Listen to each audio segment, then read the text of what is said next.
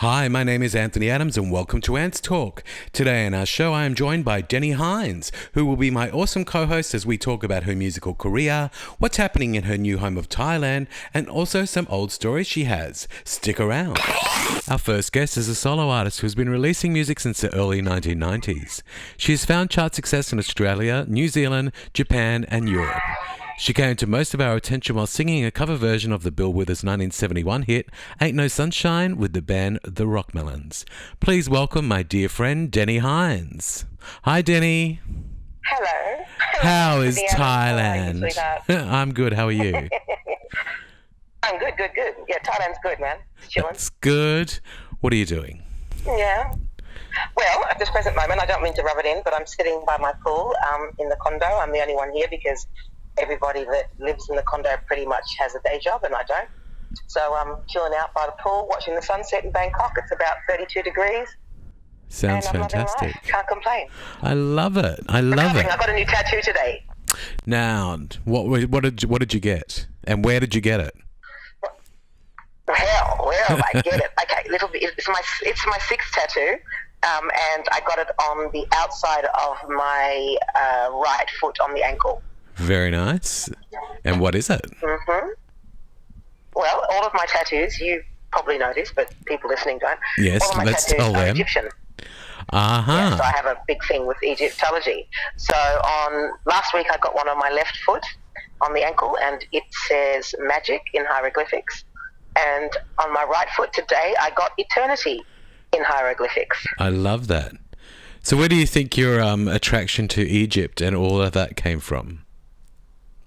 I don't know, man. I've always loved the pyramids. I jokingly like to say that I think it's a past life experience. I was there in a past life because people ask me, "Oh, have you been there?" I said, "Well, no, not in this life." But yeah, I don't know. Like I'm African through genealogy, and it's the same continent, so maybe that's the sort of calling to it. I've never been there, but I love it. Maybe you have been there. You know, in another life. maybe. You never know. Exactly.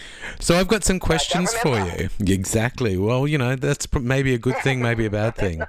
You're listening to Ants Talk. So I've got some questions for you, if you don't mind. We're going to tell our listeners a little bit about you.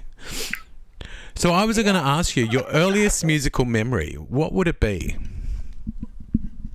I guess it all starts with my mum. Like, I've got two really vivid memories, and the first one is having my hair done. I'm about 3 or 4, and I wouldn't sit still, and my mum's listening to Stevie Wonder, Superstition, on the record player, and the horn line,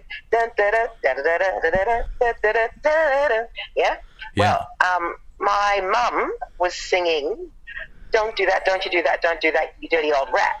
And so every time I hear that song and that horn line, I think that. But then I also think one of my earlier memories is being at a concert with my mum, and it was Smokey Robinson. Wow. And I think it was at the Capitol Theatre. How fantastic. But I think I fell asleep.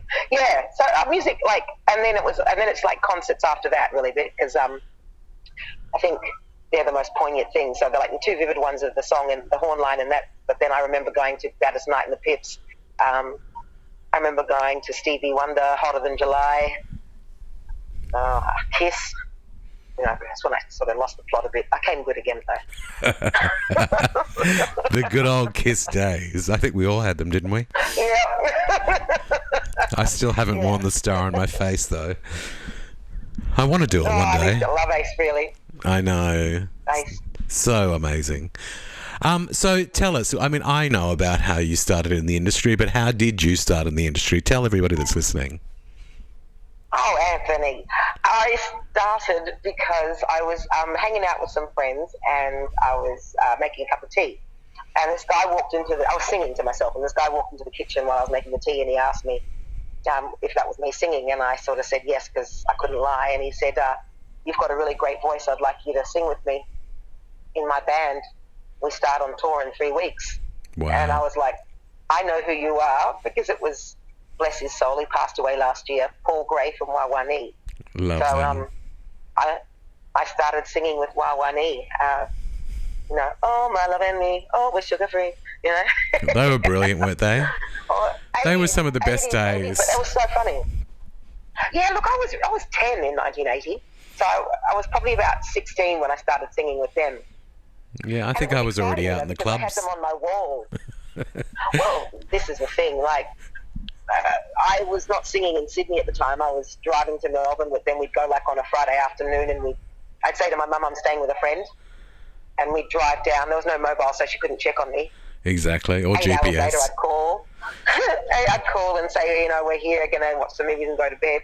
I'd do a gig in Melbourne, and then we'd do the gig and then go to sleep, and then the next day we'd drive home on the Sunday, and I'd get back about Sunday night and then go to school on the Monday. That is until brilliant. Somebody saw me. Somebody saw me in Melbourne and said to Mum, does Denis sing? And Mum was like, what are you talking about? So I swear I saw her in Melbourne the other day with Wawa Me. She's like, Oh, that is hilarious. She found out. Well, probably a good thing. Her young daughter being in a strange town with a strange band. She probably thought you were a stripper. A whole bunch of boys. Oh, no, listen, and I was staying in this hotel in Melbourne called the Prince of Wales Hotel, but in the 80s it was a dive. It's in St Kilda, and it was full of prostitutes and clientele, and I was sharing a room with the drummer because I was the baby in the band, and we played at the Palais in Melbourne, and it's a short walk to the Prince of Wales Hotel, and Tony Buck, that's your name, shame on you, he said, look, leave the door open, I'll be back in about 45 minutes, because I used to always sing. I still do sing and go home, go to bed. And so I left the bloody door open and he never came back. And I'm like, you left a 16-year-old sleeping in this hotel and there's prostitutes. Anyway, Tony Buck. Wow. You were very lucky. Very lucky. Yes, I was. I wouldn't have been a very happy mother. But anyway, that's another story. Bliss. Yeah, exactly. That's it. Ants Talk. It's like Oprah, but not. Hey, so when did you first realise that you'd made a name for yourself? I guess, yeah. I mean, irrespective of your mother, you know what I mean? No, because everything else Mum could only help me do so much, right? Exactly. She can't sing for me. So I knew that had happened when I think when I got my first nomination, my only nomination for a Grammy, I wish, for an aria. One day. And I won aria for It's All Right. So I think that's the moment when I thought, yeah, I've made it, because I'm standing in front of all these people that I've grown up around and people that I'm growing up around, who are artists and peers of the industry that I started in, and they're all sitting in this room in front of me while I'm getting, handed an award from Michael Hutchence and Nina Cherry.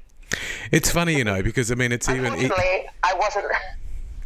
Sorry? It's funny. It's actually funny because I grew up with your music. And then, later on did your makeup and became friends. And, so I was listening to you, it seems like a different person because, I was listening to your music and loving the sounds and, then all of a sudden we became friends and, yeah, it's a strange world we live in because it literally does, I remember I've still got some of your albums. And that's just trippy because I know. And Anthony, so when you talk like that, I'm like, ugh. It's so bizarre. I know. It's the same with me when I think of that Deni Hines woman. Shut up.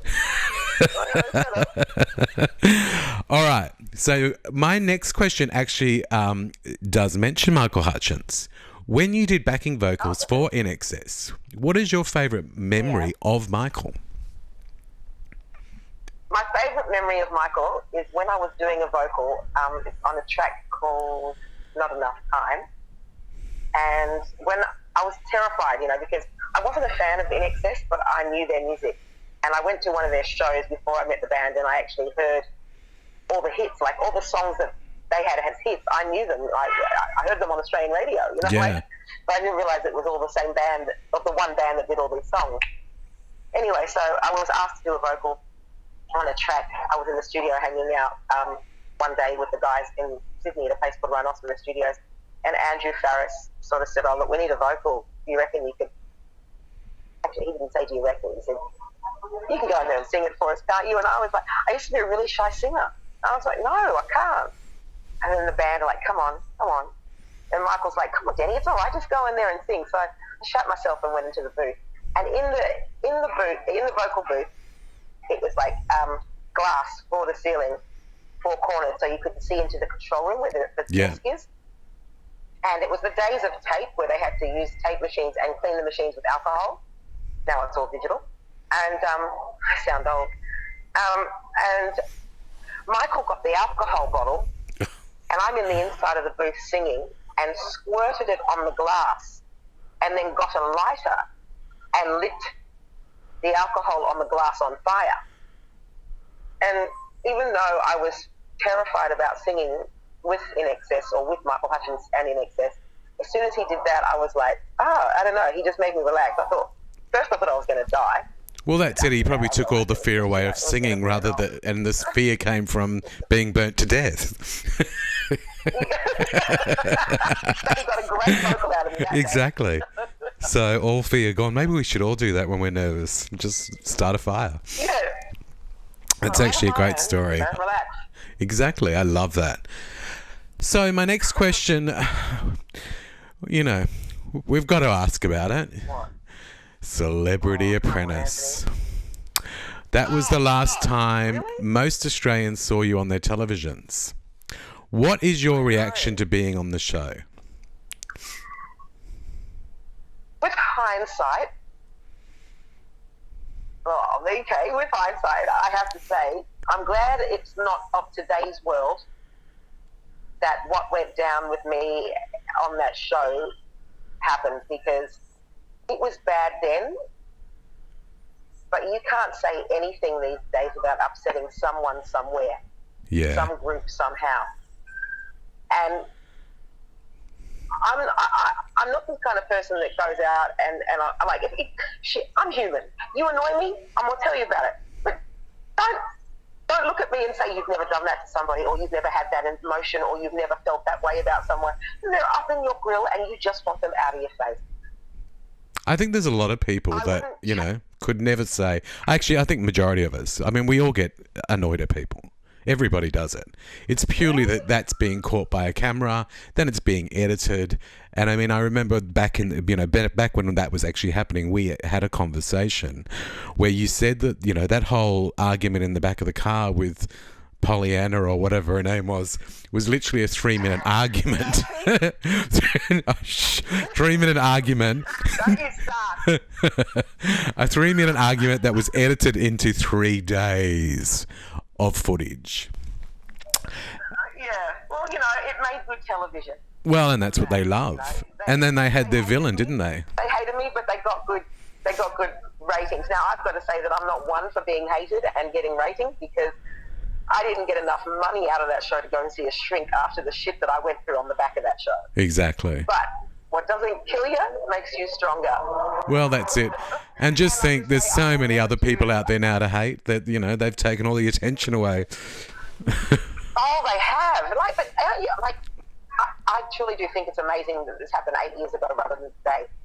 If that show was on it now, in today's time, and everything that went down with everybody on that show, there'd be so much politically incorrectness going on. Well, we've just had an incident here in Australia where we've got Married at First Sight, the TV show, and there's a girl that's actually on it at the moment that's causing quite a bit of controversy. She's sort of cheated with another of the grooms. She's actually cheated on her new husband with this groom. It's been a very, very interesting tale, and she's a very blunt, she's a very non-apologetic woman, and very bold. And she's hated. There is so much stuff just all over social media that's just absolutely, tearing it to shreds. And I've just actually read an article today that the police have had to actually step in because there was a Facebook page that had been organised, and supposedly there were hundreds and hundreds of people that were liking and joining this page. So it was actually an event where it was something like they were actually planning to go and bash her. And that just goes a little bit wacko to me. Look, I totally disagree with that. I totally disagree with that because, first of all, we're talking about love at first sight.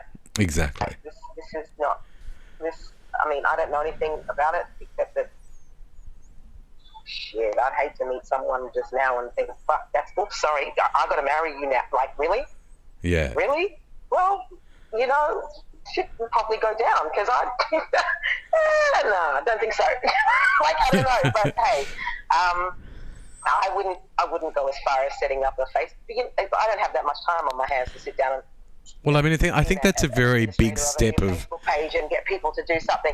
You know, come on now, everybody just chill out. Exactly. I mean, go on Facebook, make your funny comment, leave it at that. I mean, to organise to actually bash somebody, that's starting to go. Unless it's really like, if somebody, I'm not condoning it at all, but the only way that I could see that this is a logical thing to do is if everybody that's had the time to sit there and join this Facebook thing, like, did this person physically do something in their actions that hurt you?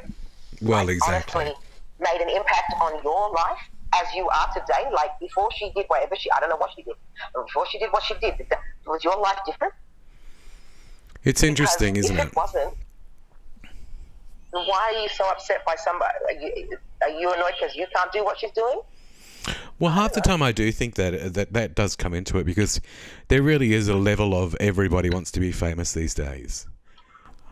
And it's quite a bizarre thing, and the thing is that they are getting famous for doing the most stupid things, and we are really promoting the stupid and the dumb at the moment, because if you sit and watch any channel on any station of any given day, you're going to see a lot of idiots that have got their own TV shows,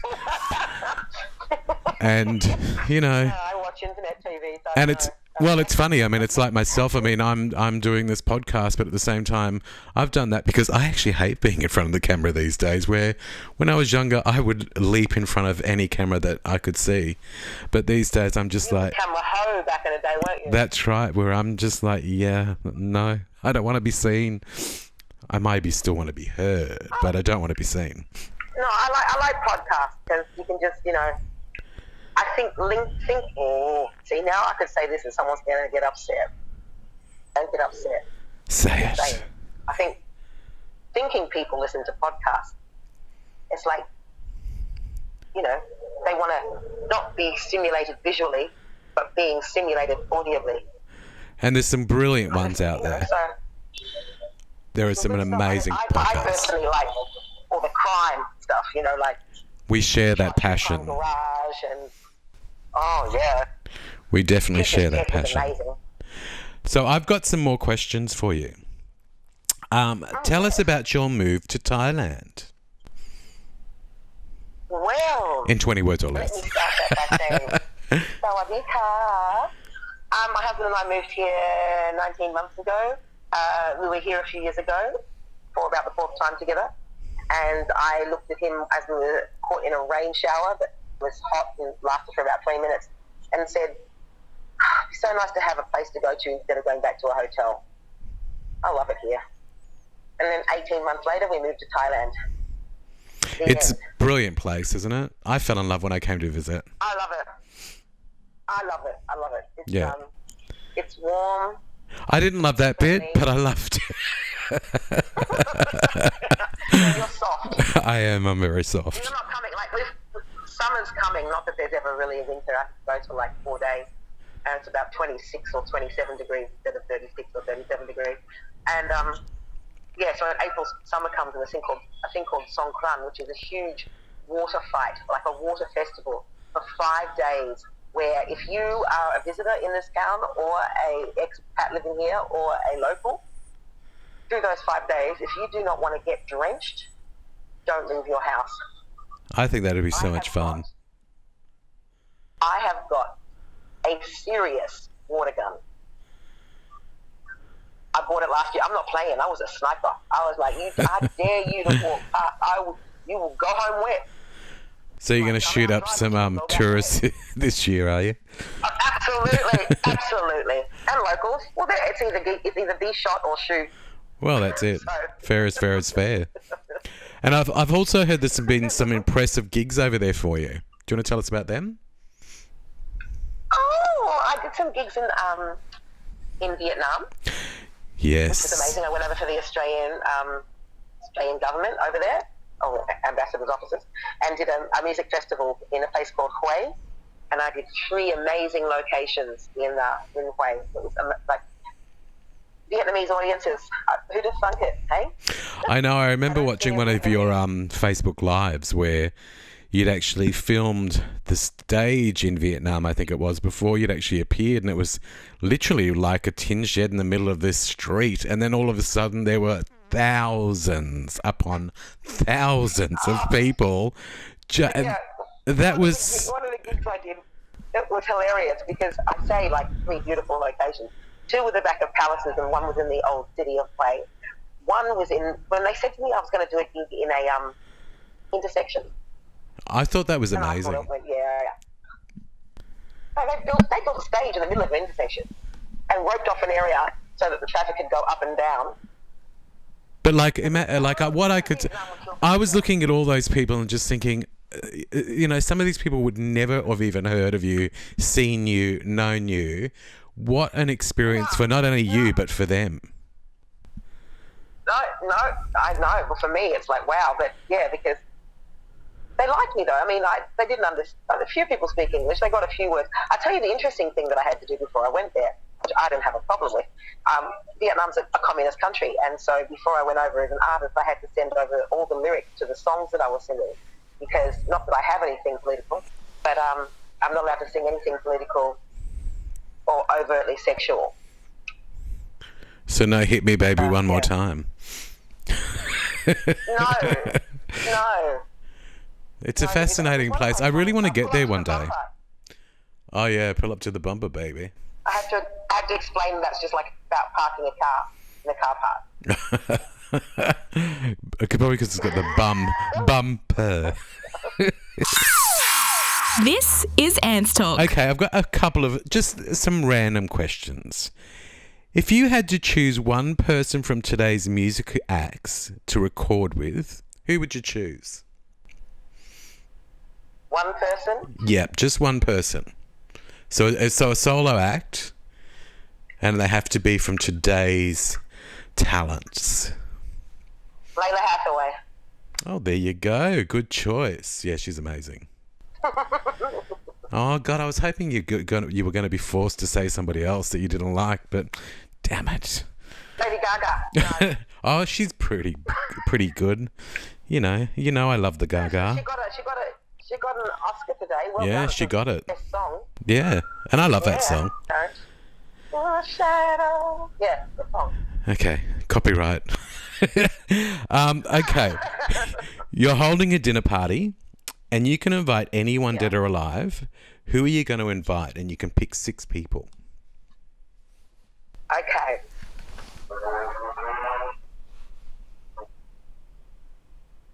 Okay, Deni Hathaway, Lada's daddy. Yep. Ella Fitzgerald. Love Ella.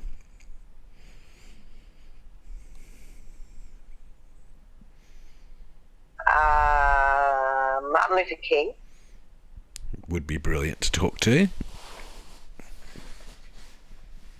John Lennon. Fantastic. And Jesus, if he wasn't busy, because I've got a lot of questions for him.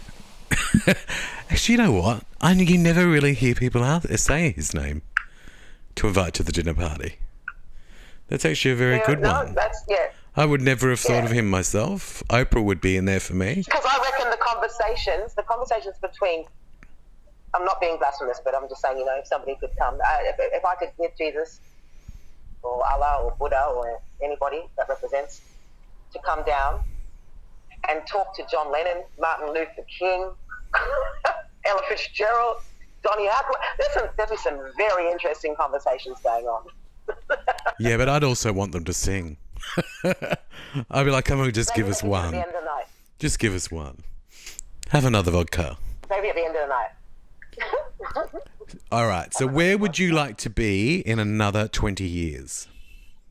Oh, look, that question, 20 years ago, I thought I was so fucking smart. Oops, sorry, I thought I was so, all over myself with that comment. Oh, I 20 years, I'll have this, and this. I'll just stick to this. In 20 years, I hope I'm still breathing. Well, that's true. Because every planet in the world means nothing if you ain't breathing tomorrow. So That's correct. if I'm still breathing, I'll still be singing, and then from that point, I will decide what I'm doing. I'll be old with 6 tattoos. But where would you like to still be living if you had a choice? Oh, still in Thailand. I think the older I get, the less I really, really dislike the cold or like the cold. Yeah. You know, it's nice to visit, but I don't like to wake up cold. I don't like to be cold. I'll visit it. I'll come skiing for your wedding. See, I love the But I always cold, come and back you to the think heat. that I wouldn't with these old bones because it actually makes them worse, but I love the cold. And maybe it's because, yet again, go back to my genealogy. My people did not come from cold locations. Well, I don't even know where my people came from. On a Do a boat? DNA test. That's what I did. That's how I know. No, I don't want them to, reproduce me or something. I don't know. Please. Well, you never know. There could be someone out there that wants another me.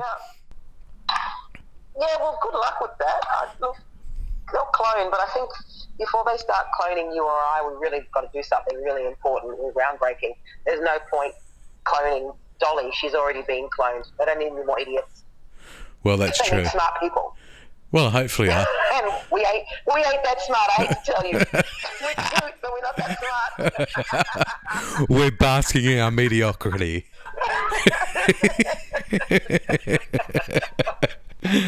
Love it. All right, so this is my final question. What would you want your legacy to be? My legacy to be.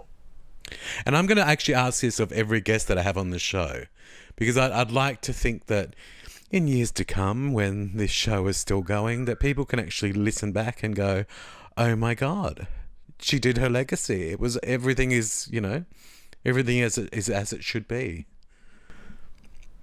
But I would like to be able to say that when I take my final breath, that there's something that I'm remembered by on this planet. And the only thing I can really claim is singing, because I can do everything else mediocrely, but I can really sing, and I love to sing, which makes me really sing even more. So I'd say that I would like to think that I am looked at like, I don't have to give that much inspiration to, millions of people, but, I'll take like 200,000 or something. Yeah. That go, wow, that voice, those songs that she chose. I hope my legacy, I'm known for singing good songs, and that I was a nice person. Like, all in all, I had a few glitches in the system along my journey where people just annoyed me, and I just, didn't count to 10. I just went, you know what, I don't like you, let's just end this right now. I don't want to deal with it anymore. Well, what I was actually going to say is one thing I can say that your legacy will be is that you are an amazing friend. Aww, Anthony. So that's a brilliant legacy to leave. Aww, thanks. Don't you Okay, think? well, you've got to outlive me, and you've got to make sure you've got to tell people that.